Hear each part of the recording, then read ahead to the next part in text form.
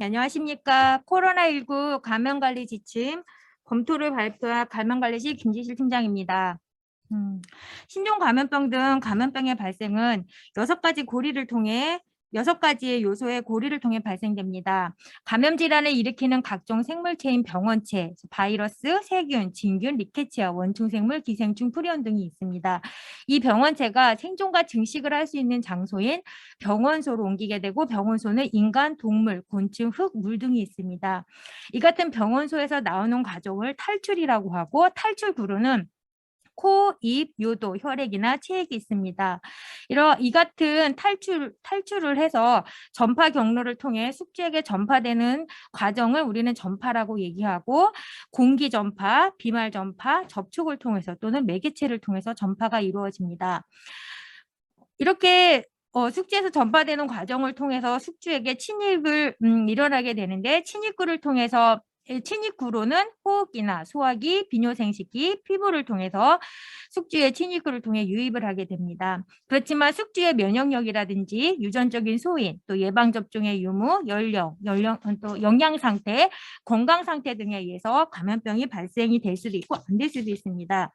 코로나19는 사스 코로나 바이러스 2의 병원체가 환자에게 생존과 증식하여서 호흡기를 통해 탈출하고 비말과 접촉을 통해서 또는 에어로졸 생성 시술 시에는 공기를 통해서 전파되어 호흡기를 통해 침입을 합니다.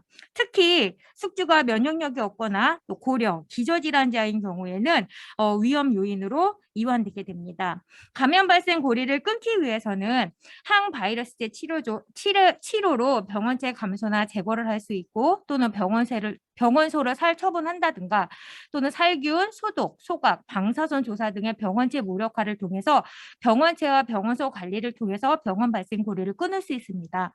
또는 다른 사람에게 전염시킬 것을 우려하여 건강한 사람으로부터 분리하는 격리, 유행지역 방문자에게 병원체 잠복기 동안 감염 여부 확인까지 별도 분리하여 감시하는 검역, 또 매개체의 관리, 또는 장기적으로 가장 효과적인 방법인 환경 소독이라든지 교육, 손위생, 사회적 거리두기, 마스크 등의 환경 관리를 통한 전파 과정의 차단을 통해서 감염 발생 고리를 끊을 수도 있습니다. 한편으로 숙주에게는 예방접종을 통해서 감염 발생 고리를 끊을 수 있습니다. 앞서 김진용 과장님이 병원체와 숙주에 대한 조치를 강의해 주셨다면 이번 시간에 저는 감염 발생 고리를 끊기 위한 방법 중 감염 예방 관리를 통한 전파 과정 차단에 대한 방법을 가지고 함께 생각해 보려고 합니다. 이번 강의를 준비하면서 기본적으로 검토한 코로나19 대응 감염관리 지침은 다음과 같습니다. 가장 근간이 되는 우리나라 질병청과 복지부의 코로나 바이러스 감염 19 대응 지침 10-1판과 WHO와 미국의 CDC, 유럽의 CDC, 영국의 코로나19 대응 지침을 리뷰하였고 우리나라와 또 WHO와 미국의 CDC를 비교하여 정리하였습니다. 그 외에 고찰된 문헌은 슬라이드 맨 아래쪽에 제시하였습니다. 우선은 코로나19 환자의 일반적인 감염 관리인 환자 배정과 동선, 보호구 수준, 환경관리, 환기에 대해서 검토 결과를 한번 강의하겠습니다. 코로나19 환자 병실 배정에 대해서 우리나라의 KDCA는 음압 1인 격리실을 사용하도록 권고하고 있고 만약 음압 격리실이 없는 경우에는 외기 100%로 급기를 하고 전배기 방식의 시설의 병실을 갖추도록 하였습니다. 환자가 많아져서 1인 격리를 초과할 경우에는 2m 간격의 침상 배치를 하고 커튼이나 스크린을 통한 격리 공간을 마련하도록 하였습니다. 반면에 WHO는 환기가 잘 되는 1인 격리를 하고 1인 격리가 불가할 경우에는 1m 침상 간의 코호트 격리를 하도록 하고 있습니다. 단 에어로졸 형성 시술, 다음과 같은 이런 에어로졸 형성 시술 시에는 충분한 환기가 가능한 병실, 그래서 음압 격리 시설을 권장하였습니다. 미국의 CDC도 화장실이 있는 1인 격리와 문 닫힘을 권고하였고 같은 병원체 환자끼리만 코호트 격리가 가능하며 아래와 같은 에어로졸 형성 시술 시에 음압 격리 시설이 가능하다고 하였습니다. 결국엔 WHO나 미국의 CDC, ECDC 또 영국의 지침은 비말주의에 근거해 1인 격리를 권장한 반면에 우리나라는 좀 강화된 공기주의로 음압 1인 격리실을 권고하였습니다. 또한 문헌을 통해서 확실한 근거의 에어로졸 시술로는 WHO 에서는 심폐소생술이나 기관지 내시경, 비치십성 인공호흡기나 유도객 등은 확실한 에어로졸 형성 시술인 반면에 네뷸라이저의 분무요법, 또 고유랑 산소요법, 비유관 삽입은 약간 불안전한 근거의 에어로졸 시술이고, 또 부서로는 중환자실이나 응급실, 치과, 이비인후과가 에어로졸 형성 부서로 검토되었습니다. 다음은 코로나19 환자 대응 보호구입니다. 먼저 일회용 장갑입니다. KDCA는 손의 오염을 방지하기 위해서 노출 정도를 고려하여 재질을 선택하되 파우더가 없는 니트릴 제품을 권고하였습니다. 또한 손목까지 덮을 수 있는 이중 장갑 착용을 권고하였고 재사용하지 않고 폐기하도록 하였습니다. WHO 같은 경우에는 부족한 상황이 아니라면 여러 환자에서 장기간 사용을 피하도록 얘기하였고 장갑 낀 손에 손위생은 권고하지 않았습니다. 그렇지만 한 환자의 처치에서 장갑이 알코올 손소독제로 손위생을 할 수 있고 다른 환자로 갈 때는 환자마다는 장갑을 벗고 새 것으로 교체하도록 하였습니다. 이중 장갑은 할 필요가 없다고 얘기하였고 백신 접종도 이런 불필요한 상황에서는 굳이 장갑 착용하지 말고 손위생으로만 대체하도록 하였습니다. 미국의 CDC 같은 경우에도 이중 장갑은 권고하지 않았고요. 장갑 낀 손에 손위생은 권장하지 않으며 부족한 상황이 아니라면 소독하여서 장시간 사용을 피하도록 하였습니다. 코로나19 대응 일회용 장갑에 대한 쟁점입니다. 장갑 착용과 손위생의 기본적인 원칙은 다음과 같습니다. 장갑 착용 후에도 손위생이 필요한 시점에는 손위생을 수행을 해야 하지만 매 환자, 동일 환자에서 오염 처치 후 다른 부위로 접촉할 때는 장갑을 교체해야 합니다. 그렇지만 환자나 또는 작업 간에 장갑 교체 없이 연속 사용해야 하는 상황, 현재 지금과 같은 상황이죠. 이런 장갑의 연장 사용을 우리가 고려할 때는 미국에서는 다음과 같은 상황을 좀 생각하라고 얘기합니다. 장갑 부저 시 교차 감염 예방을 위해서 코호르트 환자에서만 이렇게 연장 사용이 가능하고 최대 4시간까지 연속 사용이 가능하며 장갑 착용 후에 알코올 손소독으로 손소독을 할 수 있지만 6회까지 가능하고 물과 비누로는 10회까지 또 5000ppm 이상의 락스에서 견딜 수 있는 장갑일 경우에만 연장 사용이 가능하다고 얘기하고 있습니다. 우리나라 같은 경우에는 장갑 파손의 위험이라든가 감염 노출의 위험을 고려해서 이중 장갑 착용을 권장하였습니다. WHO에서는 코로나19 대응을 위해서 다음과 같은 장갑 기준을 제시하였습니다. 니트릴 장갑이 좋지만 라텍스와 PVC 재질도 사용 가능하다고 하였고 파우더는 첨가하지 말아야 되며 굳이 멸균 장갑일 필요는 없고 총 길이는 230mm로 두께는 0.05 이상이어야 된다고 얘기했고 다양한 사이즈를 구비해 두도록 하였습니다. 또한 청소나 소독을 할 경우에는 손목 이상의 긴 목이 긴 장갑을 착용하도록 하였고 재사용이 가능하며 70% 에탄올이라든지 500ppm의 희석 락스의 내성을 가지고 있는 장갑을 착용하도록 하였기 때문에 라텍스는 권장하지 않았습니다. 미국의 CDC 같은 경우에도 두께나 길이, 제품의 그 성분이죠. 뭐 예를 들어 라텍스냐, 니트릴이냐, PVC냐 이런 성분 등을 고려해서 이렇게 사용할 수 있는 장갑들이 규정안에 나와 있습니다. 반면에 우리나라 같은 경우에는 코로나19 대응을 위한 장갑에 대한 장갑 기준이 확인이 어려워서 아마 현장에서는 이중 장갑이 선호되고 있지 않는가라고 생각하겠습니다. 다음 코로나19 환자 대응의 일회용 가운에 대한 내용입니다. KDCA는 바이러스 비말이 전신과 의복에 오염되어 간접 전파되는 것을 방지하기 위해서 일회용 방수성 긴팔 가운을 권장하였습니다. 일회용 방수성 긴팔 가운은 방수성이어야 되고 2에서 3시간 이상 방수가 유지되어야 되고 혈액이나 바이러스가 침투하지 않는 제품이어야 됩니다. 만약에 에어로졸 생성 처치와 같은 이럴 경우에는 커버롤이라고 하는 전신보호복을 선택하여 사용할 수 있고 기본적으로는 일회용 방수성 긴팔 가운을 권장하였습니다. 마찬가지로 WHO도 코로나19 환자의 코호르트 돌봄 시 제거 없이 계속해서 연속해서 사용 가능하고 장기간 사용을 하게 되면 가운에 오염이 있을 수 있기 때문에 이것들을 고려하라고 얘기하고 있고 적거나 오염됐거나 했었을 때는 당연히 교체하도록 하고 있습니다. CDC 같은 경우에도 전신보호복 같은 경우는 의료기관에서 사용할 경우에 특히 탈의 과정 중에 직원에게 감염의 노출 중에 잠재적인 위험 요소가 있기 때문에 이렇게 일회용 방수성 긴팔 가운을 권장하였습니다. 또한 이제 다음은 이제 코로나19 환자 대응 보호구인 고글과 페이스 쉴드에 대한 내용입니다. 우리나라의 KDC에는 눈의 점막 오염 방지를 위해서 노출 정도에 따라서 고글이나 페이스 쉴드를 선택하여 사용할 수 있고 재사용 가능하다고 얘기하였고 WHO나 미국의 CDC도 마찬가지로 얘기하고 있습니다. 눈의 보호를 위해서 고글이나 페이스 쉴드를 선택할 수 있고 재처리 과정을 통해서 재사용할 수 있다고 얘기하였습니다. 다음은 이제 보호구 중에 호흡구입니다. 우리나라의 KDCA는 코와 입의 점막을 통해서 호흡 시 병원체가 유입되는 것을 방지하기 위해서 의심 환자 또는 확진 환자의 격리병실에 들어갈 때 또는 기침 유도를 할 때, 에어로졸 성성 처치를 할 때, 또 환자 이송을 할 때 KF94 동급의 호흡기 보호구를 착용하도록 하고 있고 이거에 대한 대안으로 PAPR을 권장하였습니다. WHO는 이 호흡구에 대해서 에어로졸 생성 처치에만 적용이 가능하고 대표적으로 N95, M99, N100, FFP2, 3의 동급의 보호구가 가능하다고 얘기했습니다. 특히 이 호흡구를 착용할 때는 밀착도 확인이 굉장히 중요하며 착용 후에도 밀착 유지가 중요하다. 그렇기 때문에 얼굴 형태라든지 크기에 맞는 호흡구를 선택하도록 하였고 귀에 겨는 형태 대신 머리에서 뒤로 밴드 또는 묶는 형태로 해서 밀착이 유지되도록 하는 것을 권장하였습니다. 호기 밸브가 있는 호흡구는 감염염 차단에 비효과적이기 때문에 권장하지 않았습니다.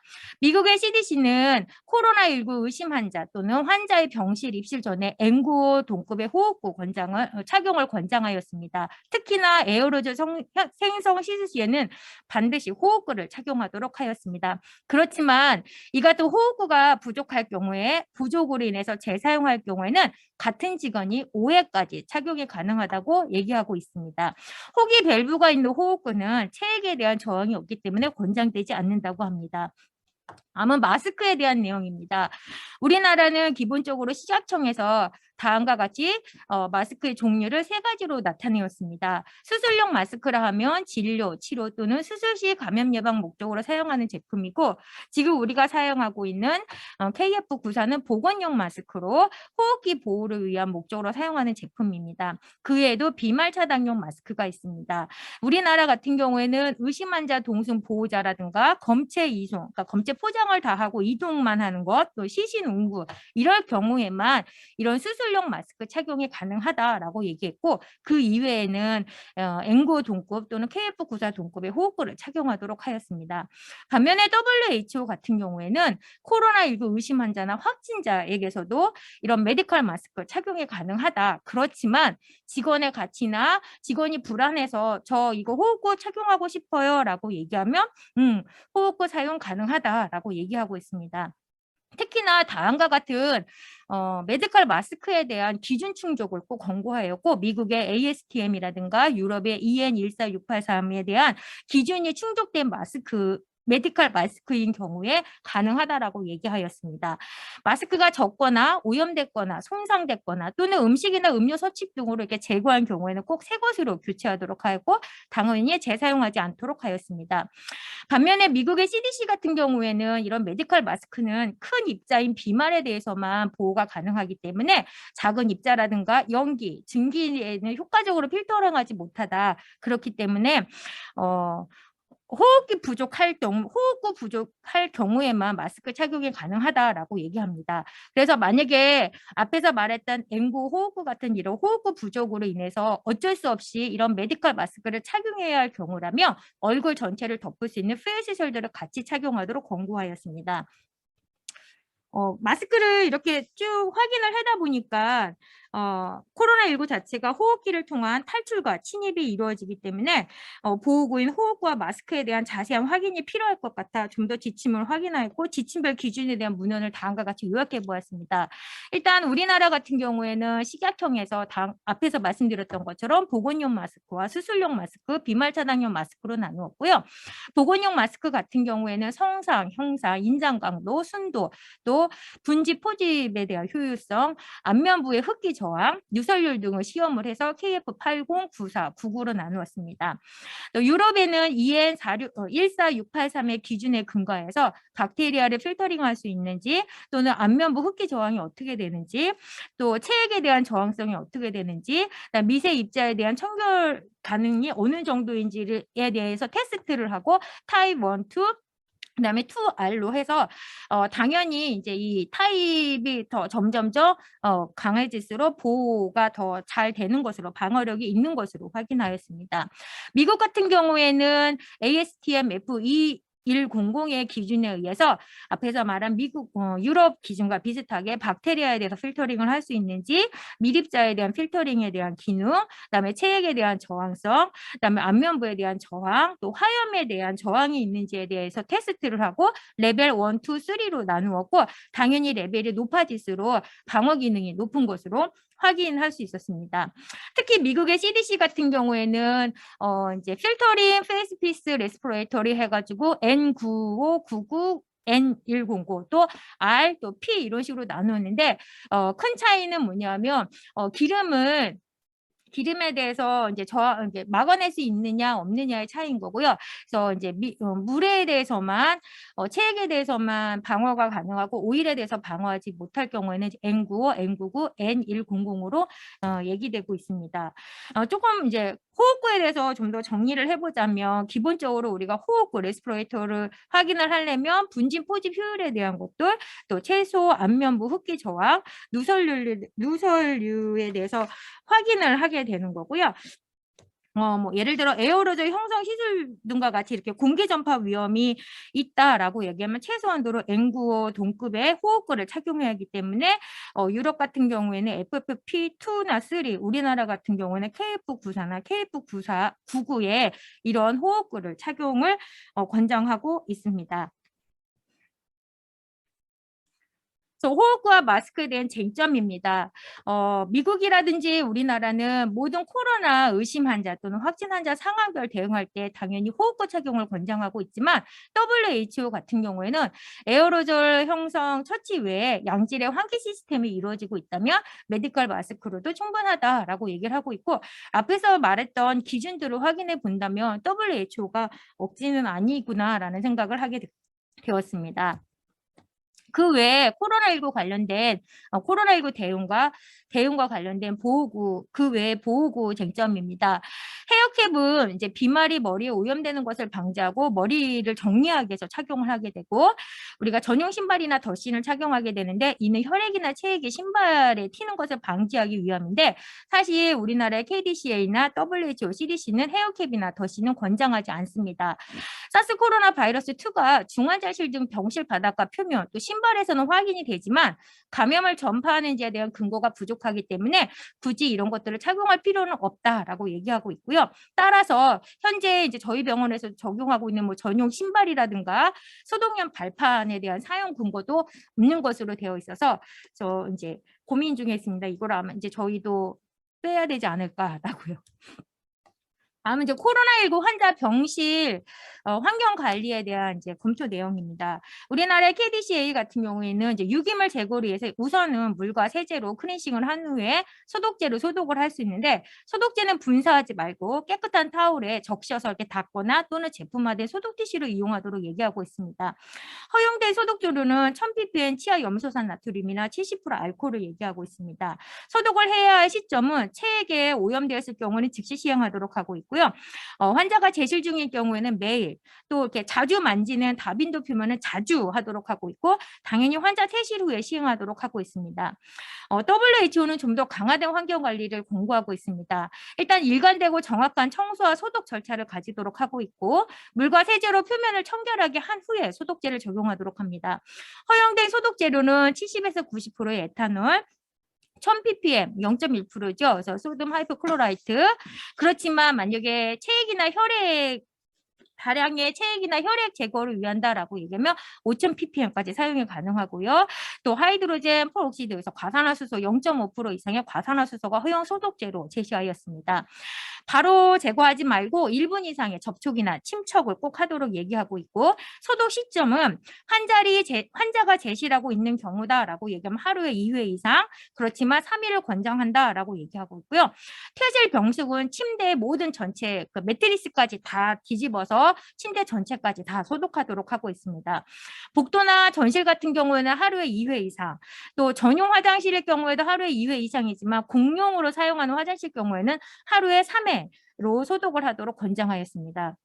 미국의 CDC는 확진자 전용 청소 장비를 구비하도록 하고 있고요. 표면 소독 전에 당연히 세제와 물로 청소를 한 후에 EPA 병원 등급 소독제를 이용하여 소독을 하고 있습니다. 퇴원이나 이송 후 공기순환을 위한 빈 병실에 충분하게 이제 환기가 된 후에 입장을 하여서 종말 소독을 하도록 하고 있습니다. 공통된 거는 유기물 제거를 위해서 물과 세제로 클렌싱을 한 후에 꼭 소독제를 사용하도록 하는 게 이 이제 모든 5가지의 지침의 기본적인 내용이었습니다. 그 외에 이제 비접촉 소독 방법으로 우리가 주로 많이 사용하고 있는 발포 하이드로젠 펄옥시드, 분사형 과산화수소라든가 그다음에 자외선 UV 이라디에이션 같은 이런 비접촉 소독 방법을 현재 저희가 적용을 하고 있는데, WHO 같은 경우에는 적용이 가능하다. 그렇지만 소독제를 이용을 해서 손으로 물리적으로 다 이렇게 닦고 난 후에 그 다음에 이제 적용을 하라라고 얘기를 하고 있고요. 사실 우리나라나 미국에서는 이 부분에 대해서는 권장 여부는 없습니다. 코로나 환자 병실의 환기에 대한 이제 지침입니다. KDCA 같은 경우에 우리나라는 이제 외기 도입량을 100% 바깥에 공기로 들어오게 하고, 또 안에 있는 이제 오염된 공기는 전배기로 다 같이, 그러니까 100%다 나가도록 하는 기계 환기를 상시 가동하도록 권장하고 있습니다. 위생 배관을 통한 기류 이동이 없도록 해야 되는 거고, 공기청정기를 해야 할 경우다라고 얘기하면 제실자가 없는 방향으로 이제 설치하도록 하고 있고, 화장실이 가장 오염되었기 때문에 환기랑 증대를 위해서 환기팬을 상시 가동하도록 하고 있습니다. 또 이제 더위와 추위를 위해서 냉난방을 설치를 하게 되는데, 이때 주기적으로 환기를 함으로써 비말로 인한 이제 그 공기가 오염돼서 재순환되는 것을 억제해라라고 얘기를 하고 있습니다. 그림으로 잘 표현되어 있습니다. 이거는 이제 방역 지침에 나와 있었던 내용인 거고요. 우리가 이제 시설을 평가를 할 때 밀집도, 또 활동도, 지속도, 밀폐도로 확인하게 되고, 이 밀폐도에서 좀 환기에 대한 내용을 확인할 수 있습니다. 예를 들어 이제 환기창이 이렇게 미석이, 그러니까 옆으로 미는 경우면 환기가 더 잘 되는 거고, 여다지 위로 올렸다 내렸다 하는 거는 좀 환기가 안 되기 때문에 점수가 좀 낮게 되어 있고요. 그다음 이렇게 마풍으로 된 경우에는 이제 창문이 양쪽으로 다 열 수 있어서 다 이렇게 마풍으로 된 경우에는 자연환기이더라도 환기가 잘 되지만, 이게 한쪽으로만 이제 창문 한쪽으로만 여는 쪽이다라고 얘기하면 좀 환기가 불량한 것으로 확인하였고요. 또 기계 환기를 한다면 외기가 바깥의 공기가 100% 들어온다면 아주 충분하게 환기가 가능한 것으로 되어 있지만, 뭐 예를 들어 이제 에너지 전략을 위해서 뭐 30%는 이제 외기로 하고 70%는 안에 공기를 재순환하는 이런 형태다라고 얘기하면 이제 환기로 인한 공기 오염의 가능성이 높은 것으로 이렇게 제시하였습니다. WHO 같은 경우에 환자 병실의 환기에 대해서 에어로졸이 미형성된 시설 장소인 경우에는 기계적 환기로 최소 시간당 6회 이상을 하도록 하고 있고요. 권장하는 거는 높을수록 좋다. 그래서 시간당 12회로 권장을 합니다. 또 이제 에어로졸 형성 시설 시에는 앞에서 말한 최소 환기 횟수에다가 음압이죠. 그래서 기류의 방향이 청결에서 오염 쪽으로 갈 수 있는 음압 환기 시스템을 마이너스 2.5 파스칼 이상으로 유지를 하는 것을 권장을 하고 있습니다. 또 헤파 필터 장착이 효과적이라고 얘기합니다. 배기팬 설치를 통해서 공기가 외부로 방출하는 것을 도와줄 수 있다라고 WHO에서 얘기하고 있습니다. 따라서 병실의 환기를 볼 때는 환기 횟수가 어떤지, 또 공기의 흐름이 청결에서 오염으로 가고 있는지, 그다음에 공기의 배기가 100%다 바깥으로 배기되고 있는지, 또 공기나 냉방 시스템이 재순환되고 있지 않는지에 대한 시설적인 고려가 필요하다라고 얘기하고 있습니다. 이 사진은 이제 다른 나라에서 사진을 통해서 이제 외국 병원에서는 이제 병실 배치라든가 보호구 수준 뭐 이런 것들이 어떻게 되고 있는지를 좀 확인해 보려고 좀 검색을 해 보았고요. 이 앞에 사진은 이제 외국, 특히 이제 미국과 이제 유럽에 대한 사진입니다. 보시는 것처럼 앞에서 말했던 내용처럼 보호구 5종 수준, 또 4종 수준을 하고 있고요. 다 1인 격리를 하고 있습니다. 그다음에 아마 이제 이렇게 산소 투여하고 이러다 보니까 이렇게 이동형 음악기도 좀 걸은 것들이 보였고요.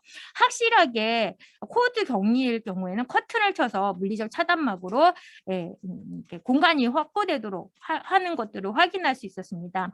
근데 이제 유심을 보시면 이제 이렇게 마스크를 더블 마스크를 하는 것들이 이제 사진에서 확인됐는데 이 마스크 같은 경우에는 앵고 위에, 그러니까 외과용 마스크 위에 앵고를 착용한 게 아니고 아마 이제 물자가 부족해서 그런지 앵고 위에 메디컬 마스크를 착용한 사진들을 자주 이제 관찰할 수 있었습니다.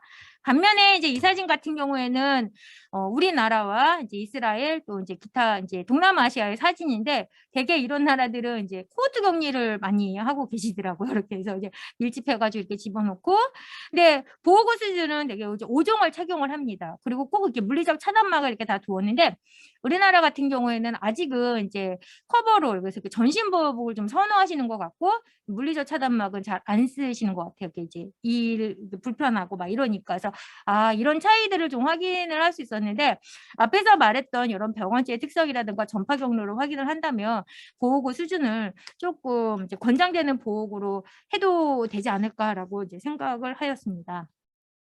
다음은 이제 코로나 환자 대응 직원의 안전 관리 중에서 백신 접종자와 미접종자에 대한 이제 문헌 고찰입니다. 우리나라의 KDC에는 예방 접종자를 다음과 같이 이렇게 세 가지로 분류를 하였습니다. 그래서 이제 1차 접종 후에 14일을 경과하면 1차 접종 완료자, 2차 접종 후에 14일을 경과하고 아직 6개월 이하인 경우에는 2차 접종 완료자, 3차 접종 후에 14일을 경과하면 3차 접종 완료자로 얘기하고 있고요. 병원급 이상의 의료기관 종사자는 고위험군이기 때문에 2차 접종 후 6개월이 3에서 6개월이 경과했다면 꼭 3차 접종을 권장하고 있습니다.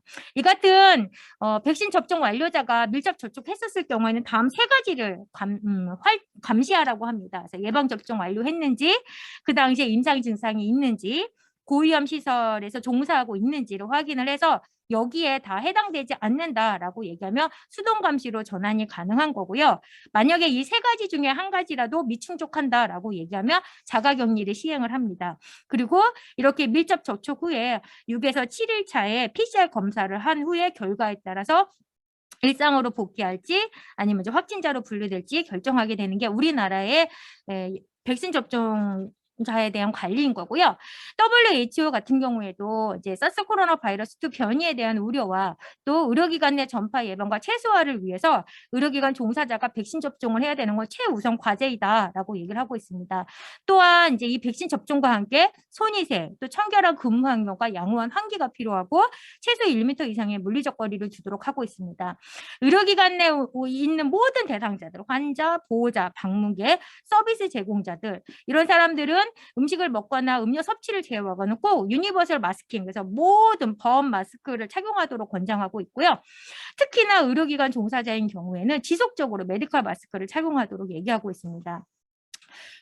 미국도 크게 다르지 않습니다. 의료기관 종사자에 대해서 예방접종을 권고를 하고 있고 특히 여기에서는 이제 의료기관 종사자에 대해서도 굉장히 자세하게 이제 제시를 하고 있습니다. 뭐 행정 직원이라든가 인내를 관리하는 직원, 안전보건 요원까지 다 의료기관 종사자로 예방접종을 권고하고 있습니다. 네, 이 같은 이제 접종 완료자가 확진자와 밀접 접촉했었을 경우에는 보호구 착용 상태가 어떠는지 여부를 확인을 하고 백신 완료 정도로 확인을 해서 만약에 보호구 착용이 잘 돼 있고 백신이 완료됐다라고 얘기하면 업무 제한 없이 그냥 업무를 하되 PCR 검사를 하고 5에서 7일 후에 재확인하도록 얘기하고 있고요.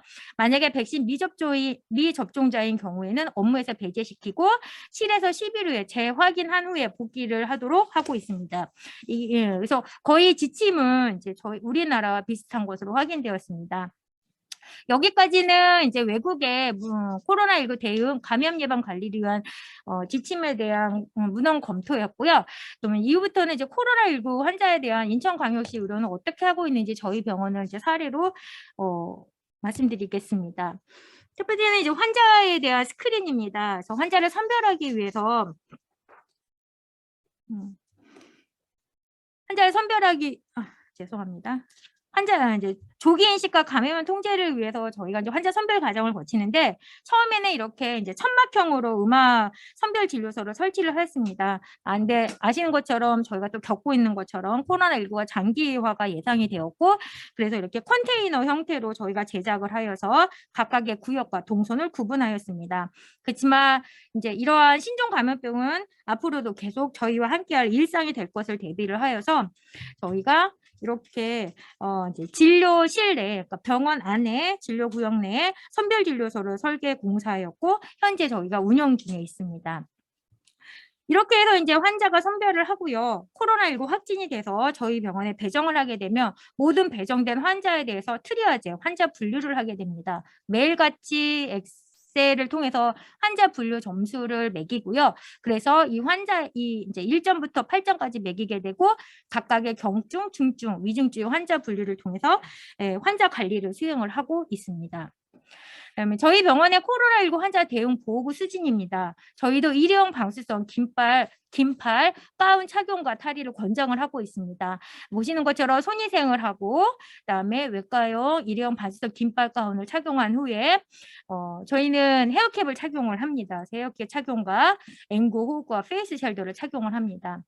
이렇게 이제 보호구 5종을 착용하고 이제 업무를 본 후에 탈의를 할 때는 가장 오염이 된 겉장갑을 제거하기 전에 손위생을 하고 겉장갑을 제거한 후에 그다음에 가운을 제거하고 그다음에 페이스 쉘더와 앵고 호흡구와 헤어캡을 탈의하는 순서로 하고 있습니다. 예전에는 저희 병원도 이제 커버러를 많이 입었는데 보시는 것처럼 이건 중증 전단 치료 병상입니다.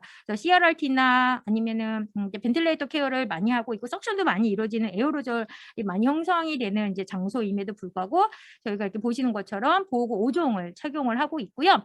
이거는 이제 중증 전단 치료 병사로 국가진이 입은 치료 병상인데 중환자를 이렇게 돌볼 때에도 보시는 것처럼 이게 흰색이지만 전신 보호복이 아니고요. 이렇게 이렇게 차이나 컬러로 되어 있는 외과용 가운으로 저희가 이렇게 다 착용을 한 상태에서 환자를 돌보고 있습니다. 아마 이렇게 가운을 좀 전신 보호복에서 외과용 가운으로 변경한 후에 탈의 과정이 굉장히 이제 좀 간소화돼서 직원의 피로도가 감소하는 것들을 확인할 수 있었습니다. 그 외에 이제 환자 배치를 위해서 저희 병원에서 코로나19 환자 이동 동선입니다. 일단 외부에서는 저희 병원에서 이제 3가지 장소에서 외부에서 원내로 진입이 가능하게 되는 거고요. 이거는 아마 이제 병원마다 시설에 따라서 이제 정할 수 있게 됩니다. 그래서 저희 병원이 이렇게 바깥에서는 이렇게 3 구역을 통해서 이제 경로가 되었고요. 그래서 환자가 병실 안으로 들어오게 되면 병실은 크게 환자가 있는 오형 구역과 직원들이 주로 활동하고 있는 청결 구역으로 나누게 됩니다. 우형 구역에는 옷을 벗는 제독실과 의료 폐기물이 보관이 되어 있고요. 청결 구역에는 당연히 간호사실과 차기실이 비치되어 있습니다. 그리고 각각의 환자 병실과 제독실에는 다 이동형 음악기를 통해서 강제 배기를 하고 있고요. 저희는 공기가 이렇게 환류될 가능성이 있어서 공조 시스템은 다 끈 상태에서 이렇게 전해기 방식으로 이동형 음악기를 걸어서 사용을 하고 있습니다. 그러다 보니 이제 청결에서 이렇게 오염 쪽으로 공기의 흐름이 되도록 이제 시설을 관리하고 있습니다. 보시는 것처럼 이건 이제 청결 구역인 거고요. 청결 구역 안에 있는 이제 옷을 입는 차기실이고요. 이거는 이제 공동으로 사용하고 있는 병실 복도인 거고요. 이거는 이제 환자 병실입니다. 그래서 이동형 음악기를 걸고 1인실을 원칙으로 하지만 다 4에서 5인실까지 코드 격리를 하고 있고 각 환자마다는 이제 침상과 커튼을 설치하여 그 구역을 보호하도록 하고 있습니다. 그리고 이거는 이제 탈의실이고요. 탈의실에도 당연히 이것처럼 이제 이동형 음악기를 걸었습니다. 지금 이제 앞에서 잠깐 얘기했던 것처럼 이러한 것들이 계속 장기화될 수 있고 또 수시로 일어날 수 있기 때문에 평상시에는 이제 일반 병동으로 운영을 하다가 지금과 같이 감염병 위기 상황 시에 음악 병동으로 전환 가능한 병실 공사를 이제 시행을 하였습니다. 두 개 병동을 이제 구조 변경을 하였고요. 크게 구조를 바꾸지는 않았습니다. 병실은 그대로 두되 이제 공조공사와 환자의 이동 동선과 관련된 공사만 시행을 하였습니다. 크게는 보시는 것처럼 간호사실이 있는 청결구역과 환자가 있는 오염구역과 그다음에 전용 엘리베이터를 설치를 하였습니다. 그래서 천장에는 이제 100% 바깥에서 공기가 들어올 수 있는 흡기와 그다음 100% 바깥으로 나갈 수 있는 배기를 통해서 공조공사를 시행을 하였고, 그래서 예전처럼 이제 공조를 끄는 것이 아니라 환기도 가능한 상태로 이제 깨끗한 공기가 들어오고 나가고 음압도 유지될 수 있는 상태의 이제 공조공사를 시행을 하였고요.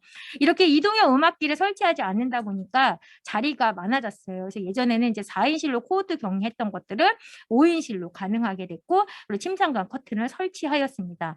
그리고 환자가 바깥에서 바로 이 안쪽으로 들어올 수 있도록 전용 엘리베이터를 설치하는 것으로 간단하지만 확실한 이런 이제 좀 그래서 이런 이제 응급 상황에서는 바로 전환이 가능한 병실을 설치를 하였습니다. 현재 운영 중에 있습니다. 다음은 이제 코로나19 환자 병실 환경 관리에 대한 부분입니다. 보시는 것처럼 저희는 이제 간호사실과 환자가 있는 오염 구역으로 크게 나눴고요. 사실은 WHO에서는 뭐 2에서 3회까지 매일 청소를 하도록 하고 있는데, 사실 환자가 제실하고 있는 곳에는 저희는 그냥 하루에 한 번만 현재는 청소 이제와 소독을 하고 있고, 반면에 이제 간호사들이 있는 간호사 구역은 하루에 3회 이상 앞에서 권장된 1000ppm 락스라든지 아니면 70% 알코올의 소독 투시를 가지고서 이제 청소를 합니다. 그리고 종말 소독을 할 때는 당연히 이렇게 물리적으로 소독제를 이용해서 소독을 한 후에 UV라든가 또는 과산화 플라즈마를 이용해서 이제 이렇게 소독을 하는데, 이걸 하는 이유는 혹시 이제 손이 닿지 않는 부분이라든가 이제 이런 것들을 좀 고려를 해서 이거는 종말 소독할 때만 시행을 합니다.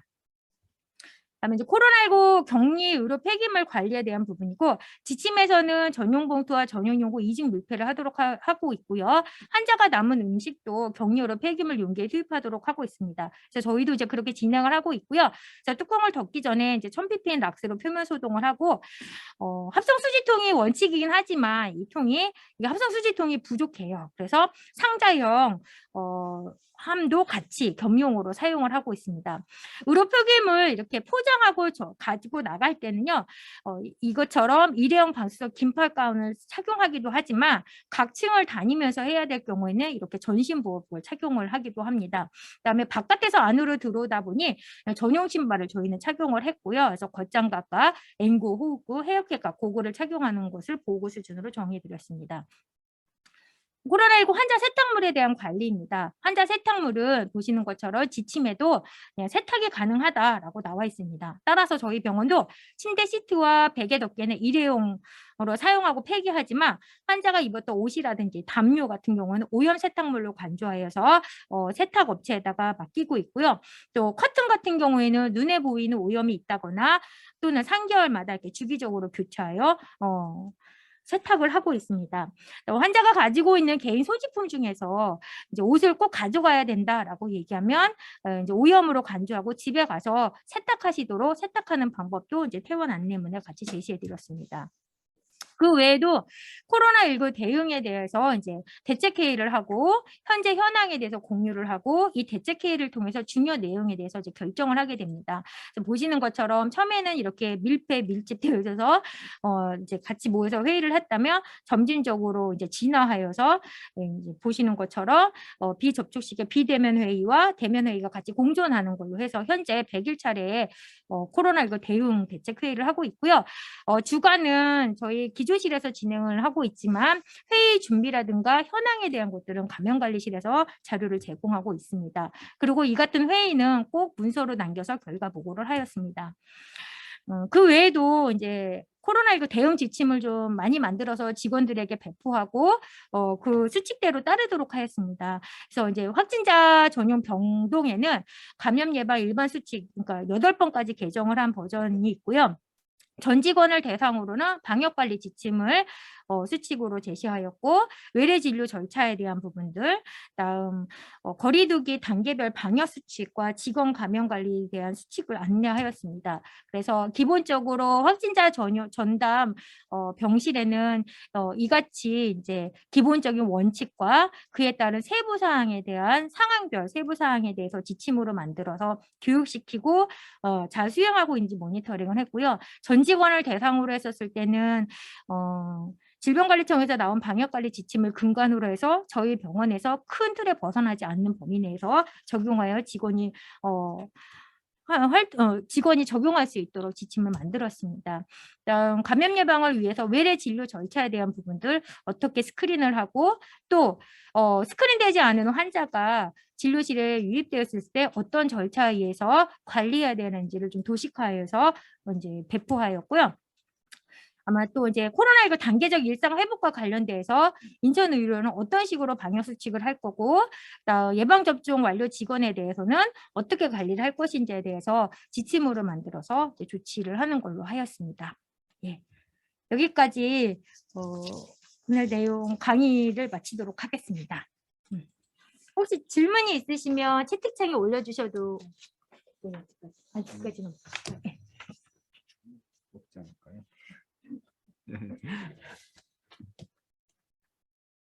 긴 시간 동안 강의 들어주셔서 감사하고요.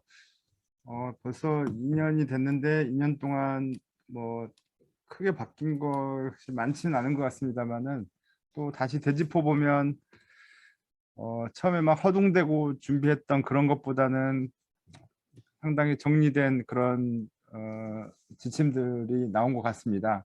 오미크론은 뭐 모두들 예측하다시피 중증 환자 위주의 병상 준비보다는 여러분들이 근무하는 환경의 외래 진료실 또는 이제 직원들이 많이 걸릴 겁니다. 직원들이 많이 걸렸을 때 그 이탈되는 것들, 그 인력이 부족했을 때 대체 인력들 이런 것들을 미리 준비하시는 게 좋을 거라고 생각을 하고요.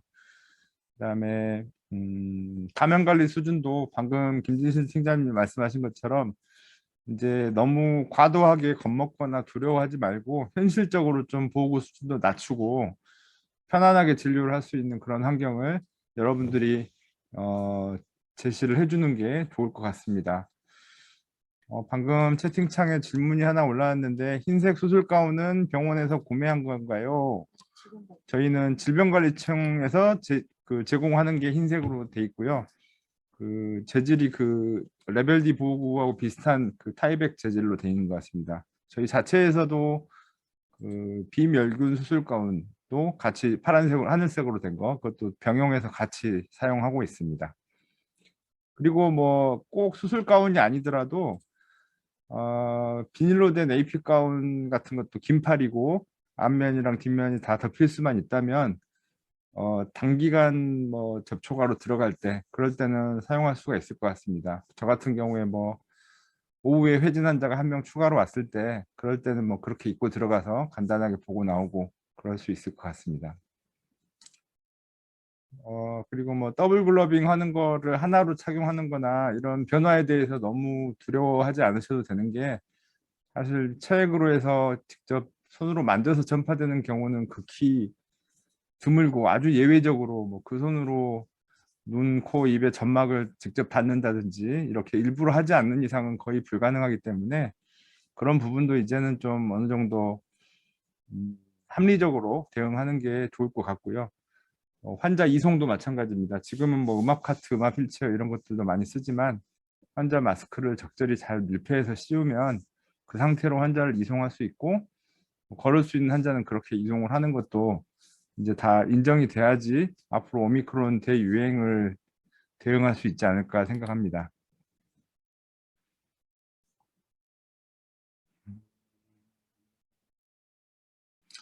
나사갈 수압뿐만 아니라 저희 인투베이션 할 때도 방금 그 세트를 입고 하고 있습니다. 그러니까 당연히 나살 수압은 그렇게 해도 되죠. 자재배송 예방 관리 아주 핵심적인 말씀이셨는데요. 실제로 직원들이 이제 보호구를 입는 거는 의료진을 보호하는 측면이지 환자 대 환자 그 병원체 전파를 막는 게 전혀 아닙니다. 근데 마치 그 전에 뭐 CRD 환자 볼 때라든지 MRAB 환자 볼 때 뭐 긴팔 앞치마를 입고 가운을 입고 했던 그런 거하고 좀 착각을 하는 경우가 있습니다. 의료진들이. 그래서 실제로 저희 병원도 벌써 이제 재작년 겨울이 됐는데 그때 3차 유행 때 중환자실에서 MRAB 아웃브레이크가 없었다가 갑자기 다시 생기기 시작했고 벤틸레이터 케어하는 환자들이 뭐 상당히 많은 영향을 받았습니다. 그래서 개인 보호구를 입고 있는 것 자체가 가진내성은 오히려 더 쉽게 퍼뜨릴 수 있는 조건이 되는 것 같고요. 보호구 장갑 같은 거를 적절한 시점에 잘 갈아야 되고, 그 다음에 아까 우리 중환자실 보여줬을 건데 앞치마를 추가로 입은 거를 보셨을 겁니다. 그래서 개인 보호구를 그 안에 들어가 있는 동안에 계속 갈아 끼우기 힘들기 때문에 그 위에다 앞치마를 사용하는 것도 한 가지 방법이고, 여러 가지 이제 대책을 마련하시는 게 좋을 것 같고요. 중요한 지적이십니다.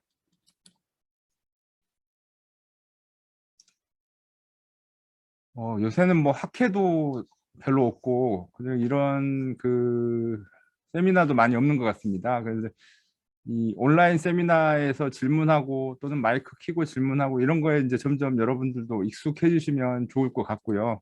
어차피 상황이 뭐 간단하게 짧게 끝나는 게 아닌 건 잘 알고 있으니까 저희 인천의료원에서도 뭐 실제적으로 여러분들한테 도움이 될 수 있는 거라면 수시로 이런 자리를 마련하고 자료 같은 것도 많이 공유 드릴 테니까 앞으로도 많은 관심 부탁드리겠습니다.